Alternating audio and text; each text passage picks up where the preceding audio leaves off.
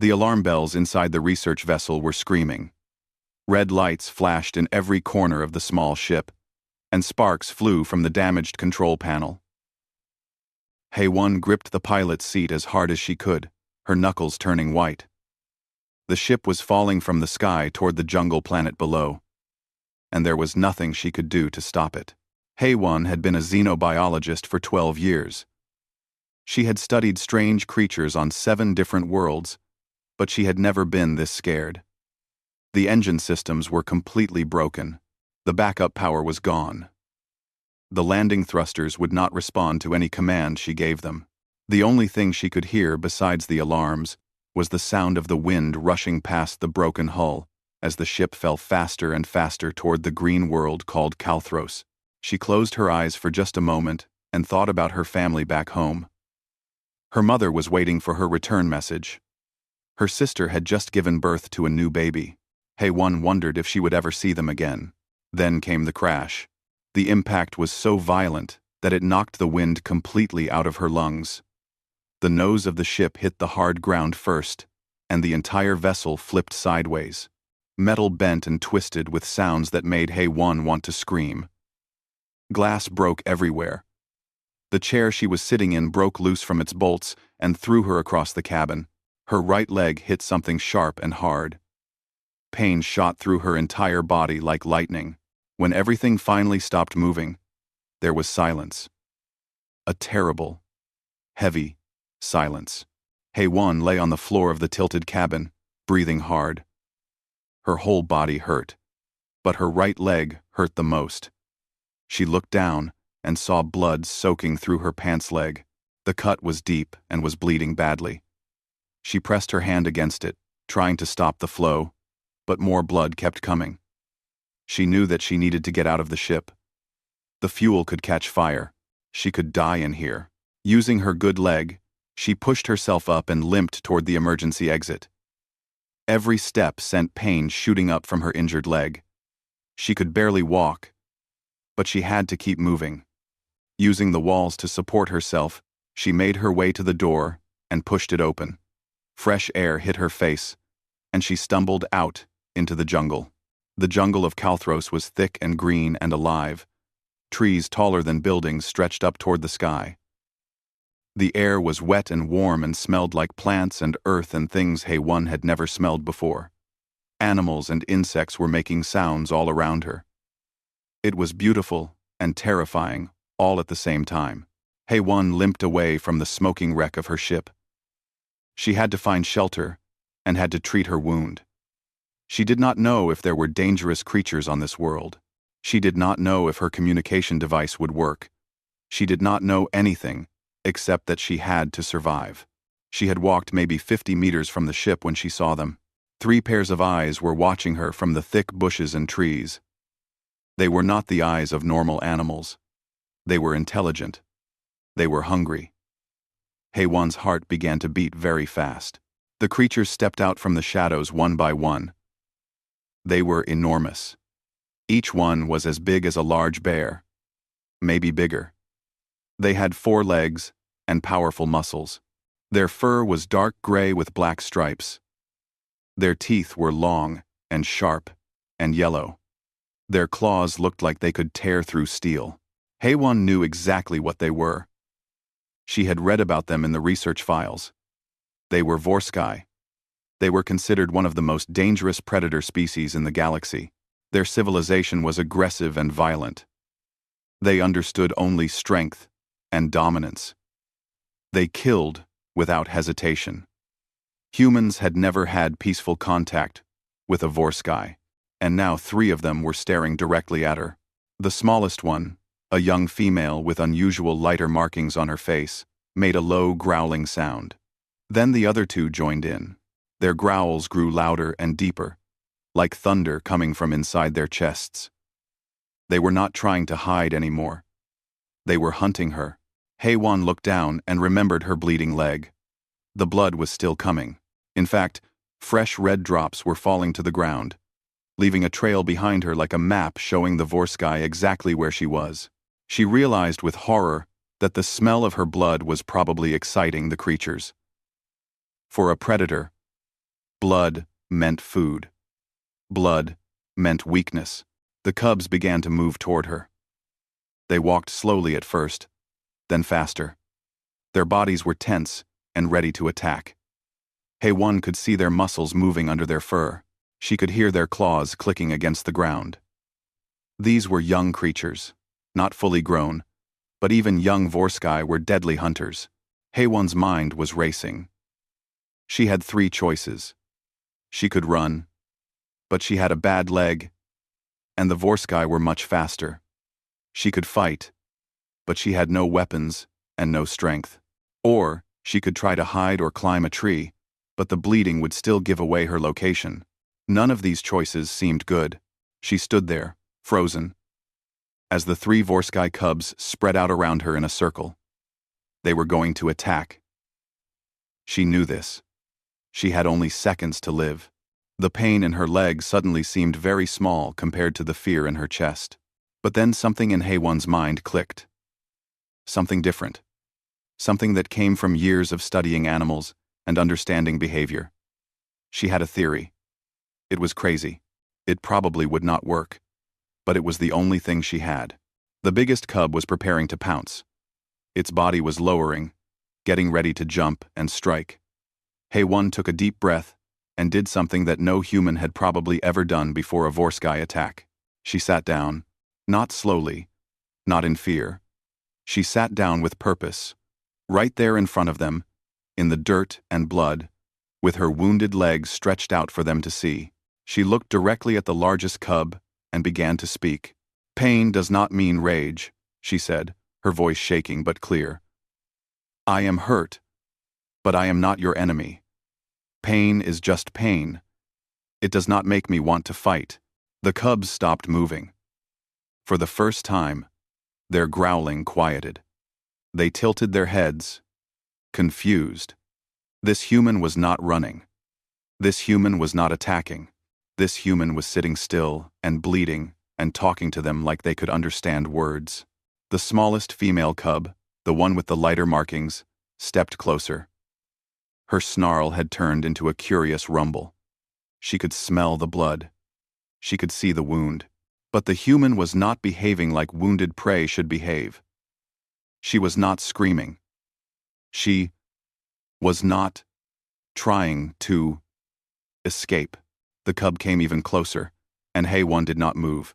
She kept her eyes on the creature and kept talking in a calm voice. "My name is HFY," she said softly. "Pain does not mean rage. I hope you can understand this. I hope you can feel the difference." The female cub touched its nose to HFY's bleeding leg.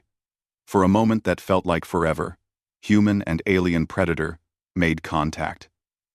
And for the first time, something changed. The cub did not attack. Instead, it sat down next to the human and looked at its 2 brothers with an expression that seemed almost like understanding. The 3 Vorsky cubs stayed with HFY through the rest of the afternoon. The sun was beginning to set, painting the jungle in shades of orange and gold. HFY's leg was still bleeding, though not as badly as before. The smallest female cub, whom she had decided to call Kira in her mind, did not leave her side. The other 2 cubs, which she thought of as Taejun and Minho, sat a little distance away, watching and listening as HFY continued to talk. HFY had pulled out a small first aid kit from her survival pack. Her hands were shaking as she cleaned the wound with antiseptic solution. The stinging made her bite her lip, but she did not cry out. She kept talking as she worked, her voice steady and calm even though her heart was still beating fast. "This is how we handle injury," she explained to the cubs, as if they could understand every word. "We clean it. We stop the bleeding. We do not fight. We do not get angry. We just help ourselves get better." Kira watched every movement. The young female cub's head tilted as she observed HFY wrapping clean cloth around the wound. The cub rumbled softly, a sound that was almost like approval. Taejun, the largest of the 3, stood and moved closer. He sniffed at HFY's injury, but there was no aggression in the action. He was curious. He was trying to understand. Hei-Wan finished bandaging her leg and sat back. She was exhausted. The pain was still there, but it was more bearable now. She looked at the three cubs and smiled despite everything that had happened. "You are not like the stories," she said to them. "The old stories say Vorskai are only rage and killing. But you are not that. You have minds. You can think. You can understand." As if to prove her point, Kira moved even closer and gently placed her large head on Hei-Wan's lap. The gesture was soft and careful. A massive predator, with teeth that could rip through metal, was being gentle with a small, injured human. Minho and Taejun watched this interaction with growing curiosity. Slowly, they came closer too. Soon, all three cubs were lying around Hei-Wan in a loose circle. The jungle around them was becoming darker. Strange sounds echoed through the trees. Hei-Wan knew that nighttime on an alien world could be dangerous, but somehow she felt safer now than she had all day. The presence of the three large creatures around her was comforting rather than frightening. "We should find shelter," Hei-Wan said, thinking out loud. She looked at Kira. "Do you know a safe place?" As if in answer, Kira stood and walked toward the dense vegetation. She looked back at Hei-Wan and made a small sound, almost like a call. Taejun and Minho also stood. They seemed to be waiting for the human to follow them. Hei-Wan struggled to her feet, supporting most of her weight on her good leg. She limped after the cubs, leaning on a fallen branch as a makeshift crutch. The three Vorskai led her deeper into the jungle, moving carefully and slowly so that she could keep up. They were trying not to leave her behind. They were being patient. After what felt like a long time, the cubs brought her to a large cave. The entrance was high and wide, and the inside seemed safe and dry. The cubs had clearly used this place before. There were marks on the stone walls, and bones from previous meals lay scattered around. But it was protected from the elements, and Hei-Wan was grateful. The young Vorskai arranged themselves in a loose circle around Hei-Wan again. She sat with her back against the warm stone wall of the cave, and the three cubs curled up around her like enormous cats. Kira rested her massive head close to Hei-Wan's chest, and the other two did the same on either side. "Thank you," Hei-Wan whispered. She did not know if they could understand, but she said it anyway. "Thank you for not hurting me. Thank you for understanding." As the night deepened, Hei-Wan kept talking. She told the cubs about herself. She told them about her family. She told them about her sister and her new baby nephew. She told them about her work studying creatures across the galaxy. She told them about the loneliness she sometimes felt, even around her own people. "I became a scientist because I wanted to understand," she said quietly. "I wanted to know that all creatures, no matter how different, have something in common. I wanted to prove that we do not have to be enemies just because we are different." The cubs seemed to listen. Their breathing slowed and became deep and steady. They were falling asleep, and they were keeping Hei-Wan warm with their bodies. The temperature in the cave was perfect. The sound of their breathing was soothing. Hours passed. Hei-Wan must have fallen asleep at some point, because she woke with a start in the middle of the night. Something had changed. A shadow was moving at the entrance of the cave. Something much larger than the three cubs was coming toward them. Hei-Wan's fear spiked immediately. This was a new creature. This could be danger. The three cubs immediately moved to surround her more closely. Kira's body pressed hard against Hei-Wan, protective rather than aggressive. Taejun and Minho positioned themselves between Hei-Wan and the entrance of the cave. They were not growling at her. They were growling at whatever was coming. A huge shape filled the cave entrance. In the dim light from outside, Hei-Wan could see that this was another Vorskai, but much larger and more scarred than the cubs. This was an adult. This was probably the mother. The adult Vorskai roared, and the sound was so loud and powerful that it echoed through the entire cave. Dust fell from the ceiling. The ground seemed to shake. The roar contained anger and territorial warning, and something else that Hei-Wan could not identify. Hei-Wan's breath caught in her throat. The mother was enormous. Her fur was darker than the cub's fur, and her body was covered in scars from battles. Her teeth were even longer and more deadly-looking than her offspring's teeth. This creature could kill HFY in a single strike, but the 3 cubs did not move away from her. If anything, they moved closer. The mother Vorsky stepped into the cave. She advanced toward them slowly, her eyes fixed on HFY. Her claws clicked against the stone floor. She was assessing the situation, determining if the human was a threat to her young. HFY made a decision. It was probably crazy, but she made it anyway. She took a shaking breath and spoke to the mother as clearly as she could. "Pain does not mean rage," HFY said. Her voice was small and scared, but she kept going. "Your cubs understand this. They have chosen peace. I hope you can understand it too." The mother Vorsky stopped moving. For a long moment, nothing happened. The silence was so thick that HFY could hear her own heartbeat. Then, very slowly, the mother lowered her head. She was not attacking. She was showing submission, or at least acceptance. The crisis had passed. And HFY realized that something incredible had just happened. She had made contact with a Vorsky.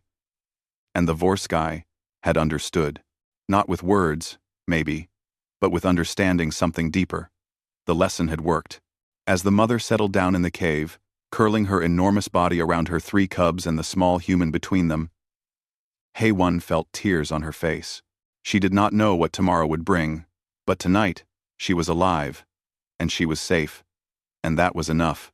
The infection started on the 2nd day. HFY woke up feeling wrong. Her whole body ached, and her leg felt hot, even hotter than it should be. When she tried to move, the world seemed to spin around her. She had a fever. She knew the signs. She had treated infections many times in her work, but never when she was this far from any medical help. The 3 cubs noticed immediately that something was different about her. Kira stayed even closer than before, as if she could somehow fix what was wrong with the human just by being near her. The mother, whom HFY had started thinking of as Sarah, brought her water in a large leaf. The cubs brought her food, though HFY could barely eat anything. By the 3rd day, the fever was very bad. HFY's body was burning up, and then suddenly she would feel freezing cold. She shook so hard that her teeth chattered. Her mind was not clear. She drifted in and out of sleep, and she was not always sure what was real and what was a dream. In her fevered state, she talked to the cubs. She told them things she had never told anyone else. She told them about her sister and a terrible fight they had when they were young. She told them that her sister had said cruel words. And for a long time, HFY had thought that their relationship was broken forever. But then her sister had come to her apartment late one night, and they had cried together, and they had understood that anger did not mean the end of love. "People make mistakes," HFY said, her voice weak and strange. "We hurt each other sometimes, but we can learn from it. We can do better." Kira listened and occasionally rumbled softly, as if she understood every word. Sarah brought more things to the cave. She brought leaves that HFY had never seen before. She brought bark from certain trees. She seemed to know exactly what to do. At first, HFY was too sick to understand what was happening. But gradually, she realized that Sarah was treating her fever. The mother Vorsky would crush certain plants and place them on HFY's wound. She would bring leafy plants that Sarah somehow convinced HFY to eat. The cure was not like human medicine, but it was working. The infection was slowing down. HFY's fever was starting to come down. During the worst of the fever, HFY told Kira a story she had never told anyone. She told the young cub about her other sister. "I had another sister," HFY whispered. "Her name was Mijin. She died when I was very young. Bren. Mijin. Mijin. She died when I was very young." Kira leaned in closer, her head touching HFY's face gently. "There was a war," HFY continued. "My family had to leave our home. Mijin was younger than me. She was scared, and when the fighting started, she ran, and I could not catch her. I could not save her. For a long time, I thought it was my fault. I thought that my anger and my fear and my sadness meant that I was a bad person. I thought that pain made me dangerous. The cub made a small sound, almost like a whimper. But then, HFY said slowly, I realized something. Pain does not mean rage. My pain for my sister does not make me want to hurt people. It makes me want to help them. It makes me want to understand them. It makes me want to stop other people from losing their families the way I lost mine. On the 5th day, HFY's fever broke. She woke up with her mind clear for the first time in days. She was still weak. Very weak. But she was no longer burning up. She was no longer shaking with cold. The infection in her leg was healing. Sarah's treatment had worked. HFY looked around the cave. The 3 cubs were still there, just as they had been for the last 5 days. They had not left her. They had stayed with her through the sickness, keeping her warm with their bodies and bringing her water when she needed it. Thank you, HFY said to them, and this time she felt tears in her eyes. You saved my life. Kira tilted her head as if she understood perfectly. Over the next few days, as HFY grew stronger, she began to move around the cave more. Her leg was still sore, but it was getting better. The Vorsky cubs brought her food, and at first she refused to eat it. She knew where it came from. It was the meat from animals they had hunted. But then Sarah did something interesting. The mother Vorsky brought a large dead creature to the center of the cave and placed it in front of HFY. Sarah made a low sound, and the 3 cubs came over. Sarah tore off a small piece of meat and dropped it at HFY's feet. Then she did the same for each of her cubs. Then she ate some herself. HFY understood what Sarah was showing her. This was not just food. This was a family meal. This was an invitation to be part of their family. The mother was saying that HFY belonged here, and that HFY should eat what they ate because she was one of them now. Slowly, carefully, HFY ate the meat. It was not the way she normally ate at home, but it was necessary here. And more importantly, it was right. She was accepting the Vorsky's care and their acceptance of her. One morning, HFY woke up and realized something with sudden panic. Her communication device was still with her, buried in her survival pack. She dug it out with shaking hands. The screen flickered to life. The device had been damaged in the crash, and the emergency beacon had been offline. But now, in this moment, with enough rest and with the infection healing, something inside the device had recovered. The emergency beacon was active. It was sending a signal. Someone would be coming to get her. A rescue ship would be on its way. HFY looked at Kira, at Taejun, at Minho, and at Sarah, who had come to investigate the strange beeping sound. She looked at these creatures who had saved her life, who had learned a lesson from her that went against everything their species was known for, who had proven that even the fiercest predators could choose peace. A rescue ship is coming, she told them quietly. They will take me away from here. They will take me back home. Kira made a small sound that almost sounded like sadness. Sarah looked at the human with eyes that seemed to understand more than was possible. But what we have learned here, HFY said firmly, what we have discovered together about pain and rage and understanding, this is going to change everything. I promise you that. I promise you that your world will never be the same. She did not know if they could understand her words, but she believed they could understand the meaning behind them. And as the days passed, waiting for the rescue ship to arrive, HFY spent every moment teaching the Vorsky what she could. She taught them about compassion.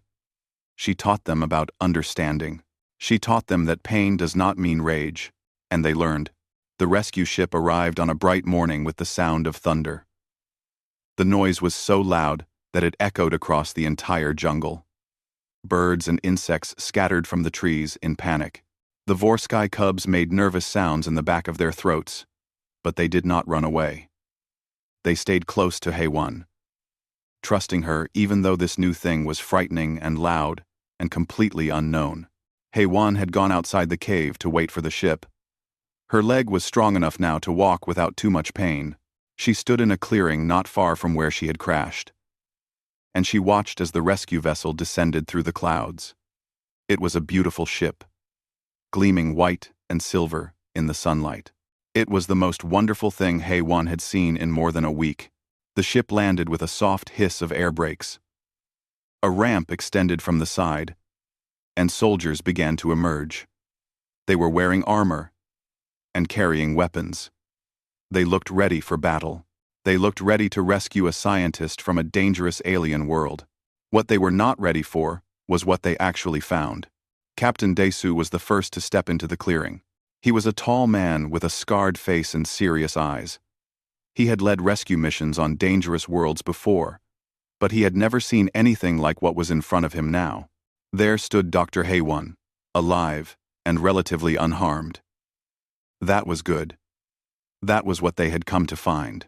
But standing around her, in a protective formation, were 4 enormous Vorsky predators. And they were not attacking. They were not charging. They were just standing there, watching. Captain Desu's hand moved toward his weapon automatically. "Do not," HFY said immediately, stepping forward. "Do not shoot. They will not hurt you. They will not hurt anyone." The soldiers looked confused. Their orders were clear. Vorsky were dangerous. Vorsky should be avoided or eliminated if necessary. But this was not what they were seeing. This was something completely different. "Explain," Desu said, keeping his voice calm but his body ready. "They saved my life," HFY said. "The ship crashed, and I was injured.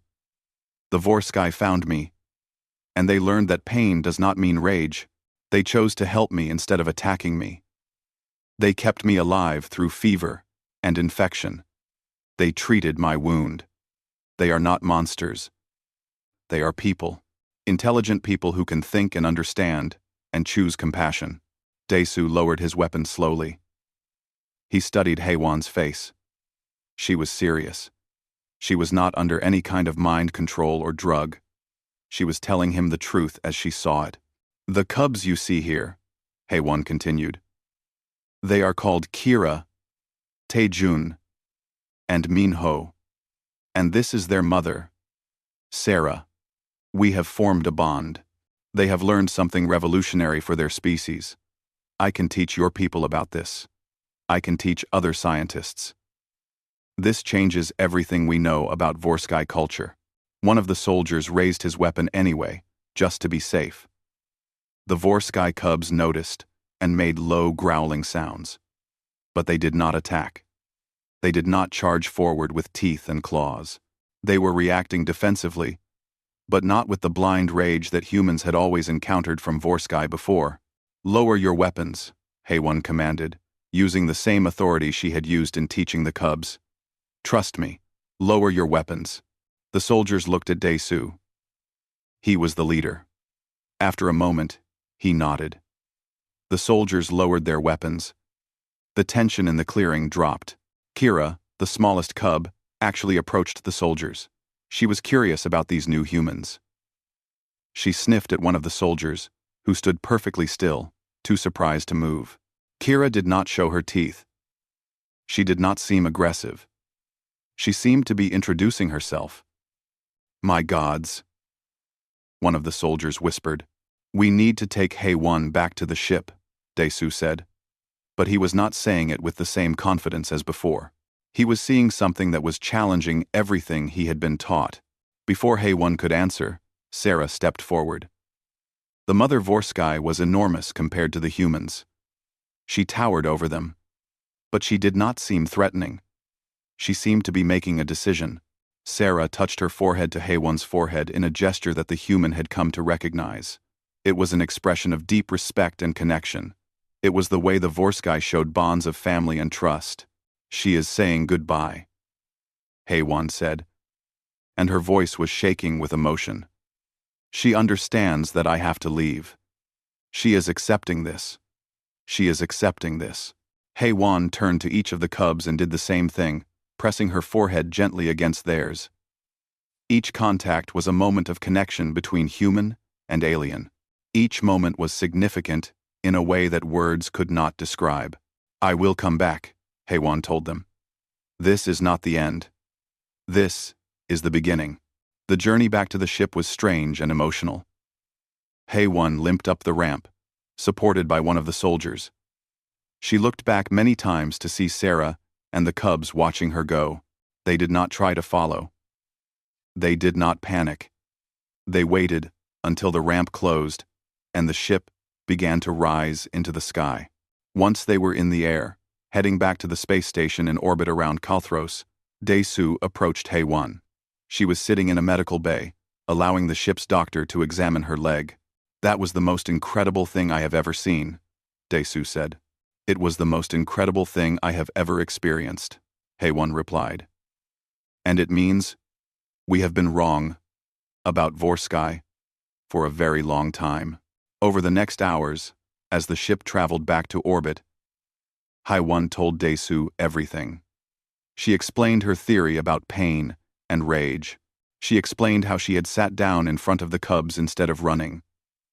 She explained how patience and compassion had worked, where violence would have certainly failed. Daesu listened to every word, and slowly, his face changed. He was beginning to understand. The galaxy had underestimated the Vorsky for centuries. The galaxy had assumed that ferocity and violence were all that Vorsky could understand. But HFY had proved something different. She had proved that even the fiercest creatures could learn, could grow, could choose a different way. "This discovery," Daesu said slowly, "this is going to change everything." "I know," HFY said, "and that is exactly what needs to happen." As the rescue ship disappeared into space, the Vorsky family on the planet below watched it leave. Kira pressed close to her mother, making quiet sounds of loss. But Sira understood something that her young did not yet fully understand. The human was leaving. But what the human had taught them was staying. The lesson was inside them now, in their minds and in their hearts. Pain does not mean rage, and the world would never be quite the same again. 3 years had passed since HFY had crashed on Kalthros. 3 years of hard work, research, and endless presentations to skeptical scientists and politicians who did not want to believe that their understanding of Vorsky could be completely wrong. HFY stood in a large conference room on the neutral space station called Port Nova. The room was filled with representatives from dozens of different species. There were humans, aliens with tentacles, aliens with scales, and many others. Some of them had traveled very far to hear what HFY had to say. "The paper I am presenting today," HFY said, standing in front of a large display screen, "is titled, 'Pain Does Not Mean Rage: Reframing Predatory Response in Sentient Species.' It presents evidence that Vorsky aggressive behavior is not inevitable. It is learned. It can be unlearned." The room was very quiet. Everyone was listening intently. HFY continued, "For centuries, we have believed that Vorsky are nothing but killing machines. We have believed that their violent nature is unchangeable. But I have discovered that this is not true. Young Vorsky can be taught different behaviors. Young Vorsky can learn compassion. Young Vorsky can learn that emotional pain and physical pain are different from rage and desire for violence." She showed images on the screen, photos of herself with Kira, Taejun, and Minho when they were still cubs, videos of her teaching them, talking to them, showing them that pain was not the same as anger. A scientist from the Krell species stood up. The Krell had lost many soldiers to Vorsky attacks over the years. "This seems like wishful thinking. As Levernclown and Felnd rebel testers," the Krell said loudly. "You got lucky with 3 young cubs. This does not change what Vorsky are. Vorsky are. With respect," HFY said calmly, "you are wrong. I have evidence of behavioral changes in the young Vorsky I studied. Not only in the 3 cubs, but in other young Vorsky they came into contact with. The idea is spreading. The Vorsky civilization is beginning to change." She showed more data. Reports from the Vorsky homeworld showing that elder Vorsky were beginning to teach the young a different philosophy, a different way of interpreting pain and response. a different way of being. A human scientist named Dr. Min Q stood up. He was an important person in the scientific community.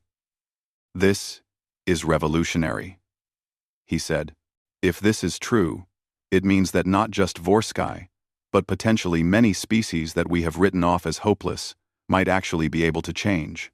This could reshape our entire approach to first contact and diplomacy." The room erupted in discussion.